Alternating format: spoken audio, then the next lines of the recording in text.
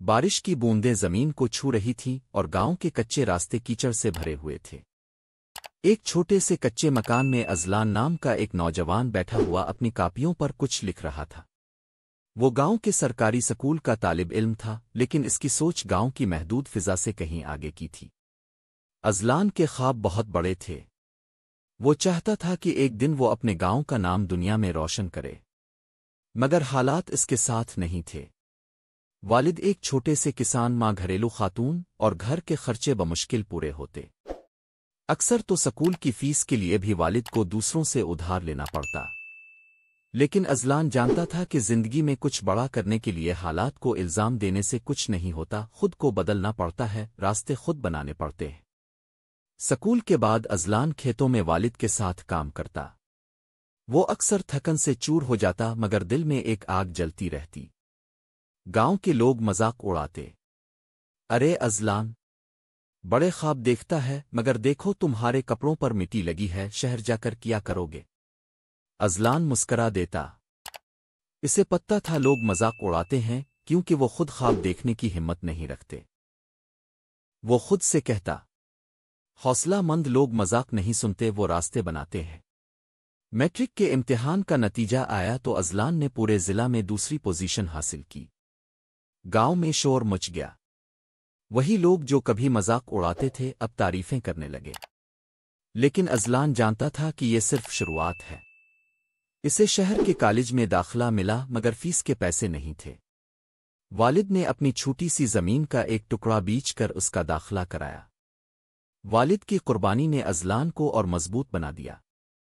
شہر آ کر ازلان کو لگا جیسے وہ کسی نئے جہاں میں آ گیا ہو۔ یہاں ہر چیز نئی تھی۔ کلاس فیلوز کے پاس موٹر سائیکلیں تھیں، برانڈڈ کپڑے تھے، مگر ازلان کے پاس ایک پرانی سائیکل تھی اور 2 جوڑے کپڑے۔ کچھ لوگ ہنستے، مگر ازلان پرواہ نہیں کرتا تھا۔ وہ صرف اپنی پڑھائی پر دھیان دیتا۔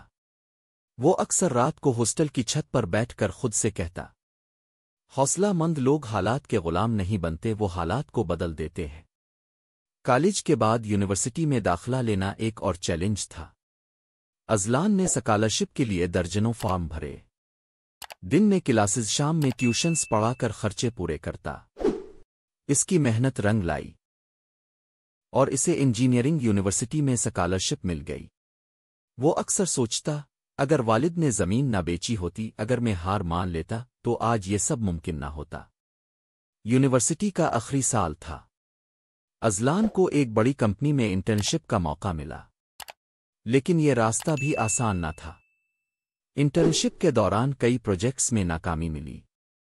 سینئرز اکثر کہتے، یہ دیہات کا لڑکا کیا کر لے گا، مگر ازلان نے ہمت نہیں ہاری۔ وہ راتوں کو لیبارٹری میں رہتا، تجربے کرتا، کتابیں پڑھتا، اور آخرکار ایک نیا آئیڈیا لے کر آیا جس نے کمپنی کے پروجیکٹ کو کامیاب بنا دیا۔ پروجیکٹ کی کامیابی کے بعد کمپنی نے ازلان کو جاب آفر دی۔ یہ وہ لمحہ تھا جب اس نے والد کو فون کر کے کہا، ابا، اپنے زمین بیچی تھی نا، اب میں آپ کو زمین بھی دلواؤں گا اور خواب بھی پورے کر کے دکھاؤں گا۔ والد کی آنکھوں میں خوشی کے آنسو آ گئے۔ چند سال بعد ازلان نے گاؤں میں ایک اسکول اور ایک چھوٹا ہسپتال بنوایا۔ وہ چاہتا تھا کہ کوئی دوسرا ازلان غربت کی وجہ سے اپنے خواب نہ چھوڑے۔ گاؤں کے لوگ اب اسے فخر سے دیکھتے تھے۔